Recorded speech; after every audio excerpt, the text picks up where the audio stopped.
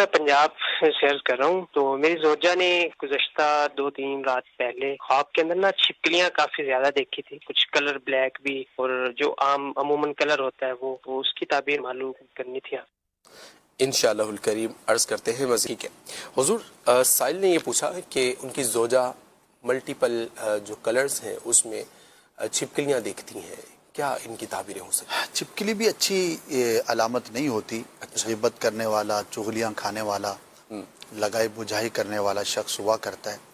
تو جنہوں نے خواب دیکھا ہے انہیں چاہیے کہ اپنے معاملات پہ بھی غور کریں کہ ایسا تو نہیں کہ خود غیبت میں یا چغلی میں مبتلا ہوں. اگر ایسا کوئی معاملہ ہو تو اس سے کنارہ کشی اختیار کریں. دوسرا، کوئی اور ایسا ہے جو ان کے ساتھ بیٹھتا ہے، ظاہر ہے خواتین آپس میں تعلق رکھتی ہیں، وقت سپینڈ کرتی ہیں، بات چیت ہوتی ہے. تو اگر کوئی غیبتیں کرنے والی، چغلیاں کرنے والی خاتون ہے تو اس سے اپنے آپ کو دور رکھیں اور نیک خواتین کی ہی صحبت اختیار کرنی چاہیے. یہ خواب نہ بھی دیکھا ہو تب بھی ہمارے لیے احکامات ہیں کہ مسلمان کی یہ صفات ہونی چاہیے کہ وہ نہ کسی کی برائی کرے نہ کسی کی برائی سنے، اپنے وقت کو قیمتی بنائے، اچھے لوگوں کے ساتھ اٹھے بیٹھے. لیکن جس نے خواب دیکھا ہے تو اسے چاہیے کہ بالخصوص ان معاملات پہ غور کریں.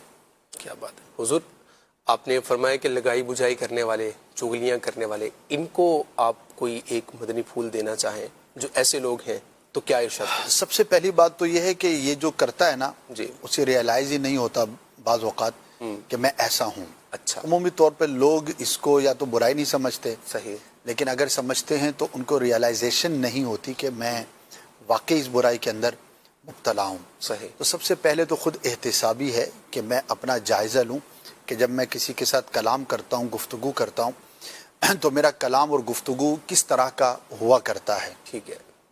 دوسری بات، ایک مسلمان کے لیے اتنا ہی کافی ہے کہ اس کام سے مجھے شریعت مطہرہ نے منع فرمایا، اللہ پاک نے منع کیا ہے، رسول اللہ صلی اللہ تعالی علیہ وسلم نے مجھے منع کیا ہے، اور یہ گناہ کا کام ہے. چغلیاں کرنا، غیبتیں کرنا، کسی مسلمان کی برائی کرنا، بلا اجازت شرعی یہاں کی وہاں، وہاں کی یہاں بیان کرنا، تو جو بھی گناہ کا کام ہے اس سے ہمیں بچنا چاہیے. اور تیسرا، ایک اس کا معاشرتی نقصان یہ ہے کہ اگر آپ کے اندر یہ عادتیں ہوں گی تو اچھے لوگ آپ سے کترانا شروع ہو جائیں گے. جو بھی ایک سینسیبل آدمی ہے وہ کبھی بھی غیبتیں کرنے والے کو، چغلیاں کھانے والے کو، لگائی بجھائی کرنے والے کو پسند نہیں کرتا. ہو سکتا ہے ہمارے چہرے پہ، ہمارے سامنے کوئی فیڈ بیک نہ دے کہ یار آپ اتنے برے شخص ہو، آپ کی میرے دل میں کوئی عزت نہیں ہے. ہو سکتا ہے ہمارے منصب کی وجہ سے، ہماری وجاہت کی وجہ سے، ہمارے روب کی وجہ سے، یا تعلق ایسا ہے.